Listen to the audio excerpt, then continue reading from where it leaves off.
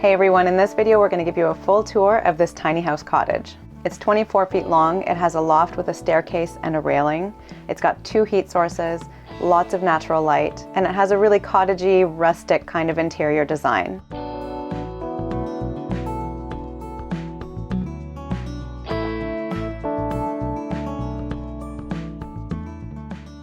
We just met up with John, the owner, and he was telling us that he bought this tiny house from a couple who built it and lived in it for 2 years off-grid while they were building their own home. And so John bought it, and at the time it was pretty bare bones, so he did a few upgrades to make it more functional. He added plumbing, he plugged it into the grid, he added a second heat source, and then he also did a lot of interior design work to give it this cottage aesthetic that it has now. He used a lot of recycled barn wood, and the floor and walls are done in a pine tongue and groove. Now he's got it on his property by this beautiful lake.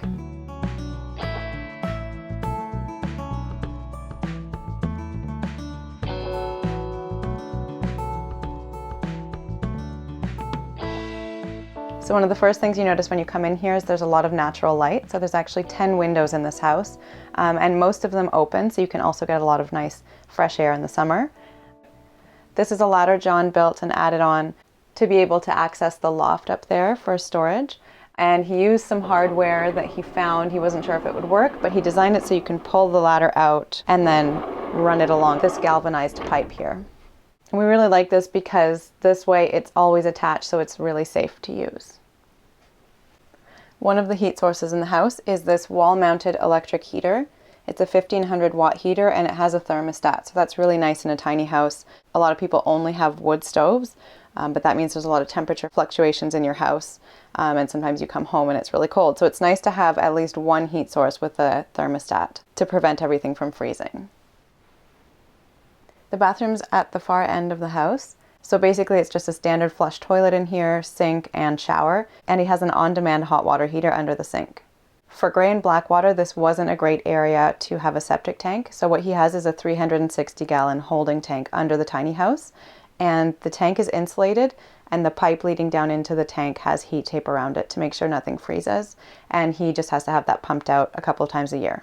And like I mentioned, it's on the grid, so it's getting water piped from the main house. One of the main challenges we've heard from other tiny house owners in Canada is that the fresh water line coming into the house can often freeze. So what a lot of people do is they'll insulate their water line and wrap heat tape around it and have that heat tape running all winter long. So apparently that works pretty well, but John has a different system that we haven't seen yet. I just heard about this today, so my explanation might be a bit simplified, but basically he has a heat line running inside the pipe, and when ice forms inside the pipe, it triggers the heat line and turns it on in that spot where ice has formed. So this sounds like a really efficient way to keep your water from freezing. We'll put a link to this in the description because I know a lot of you will probably want to check it out yourselves.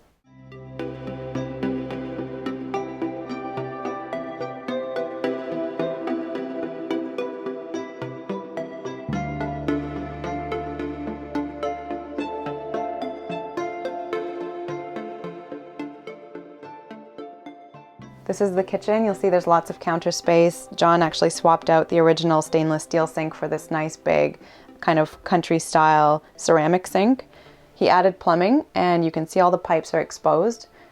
Part of that was because he wanted a rustic look, but also I think it's pretty practical to have access to your pipes all the time, and that way if you need to fix anything you don't have to dig inside the walls. Another thing that I'm starting to appreciate more and more, especially in a space where the heat might fluctuate more than in a typical house, is open concept storage. I find when you have cupboard doors, cold air and moisture can get trapped in those spaces, whereas when it's all open concept, the air and the moisture and the heat is all more evenly distributed.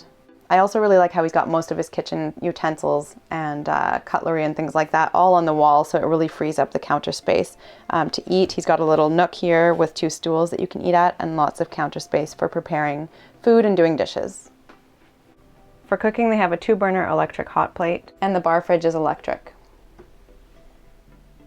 The second source of heat in the tiny house is this small wood stove. It's a marine wood stove, and it's solid cast iron. It's pumping out a lot of heat, and it seems really efficient. He says that he really likes to use these logs, and they're basically just compressed sawdust, and they can burn for a few hours. This was originally here, but he had it reinstalled to make sure everything was safe and up to code. The living room is super comfortable. He has this sectional here and it turns into a queen size bed. So you can actually sleep 4 people in here pretty comfortably along with the bed upstairs. And then these 3 windows at the end of the house give you a great view on the lake. Over on this side is the staircase. So the original staircase had all of this storage underneath it. There's these great kind of recycled barn wood doors. John widened the staircase steps to make them a little bit safer to go up and down, and he added this railing as well, which is really great.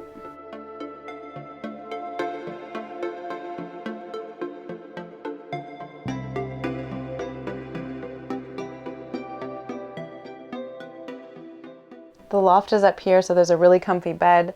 There's a bit of storage on the back side of this knee wall, and there's 2 big windows. So you get lots of nice light up here. A lot of people have said that they might feel claustrophobic in a loft. And so I think having windows that you can either open or just see through kind of opens up the space a little bit more. Another thing here that you'll notice is there's a shed style roof. And so that allows you to be able to sit up in bed. Some lofts can also get really hot in the summer, and so what's great here is that you do have those 2 windows up top, so you can get a bit of airflow, and there's a fan above the kitchen. So with all of those elements working, hopefully it doesn't get too hot here in the summer.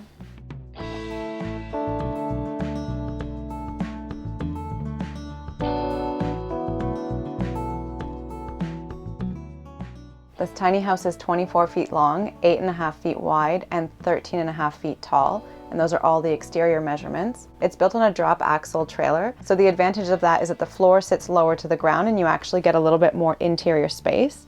The drawback is that you do have to frame around your wheel wells. So you do lose some space along the 2 walls where the wheel wells are. This tiny house weighs between 15 and 16,000 pounds. It's insulated with Roxul in the floor, the ceiling, and the walls. It's built with a 2x4 frame. It's sheathed with plywood, and then it's got cedar shakes on the outside and a corrugated metal roof. In case you're wondering, John isn't living in this tiny house. He bought it as a cottage and that's how he's using it. He also rents it out sometimes. He did a beautiful job making this tiny house feel like a tiny home though, and we're so excited that we got to check it out. We've got a lot of ideas, and as usual, whenever Matt and I come and visit a different living space, we think this is the one. So that's how we're feeling right now. It's also a really nice time of year when it's so cold outside to come into such a little space and have the fire going and the wood stove and everything. So a really great place to check out, and we hope you've enjoyed checking it out with us. If you want to learn more about this tiny house, we'll put a link to it in the description of the video. If you enjoyed this video and you want to see more videos like this, we post a new video every single week, so you can subscribe to make sure you catch those new videos. And we've already shared dozens of other tiny house tours and alternative living videos, so if you want to see those, check out our playlists. Thanks so much for watching, and we'll see you next time.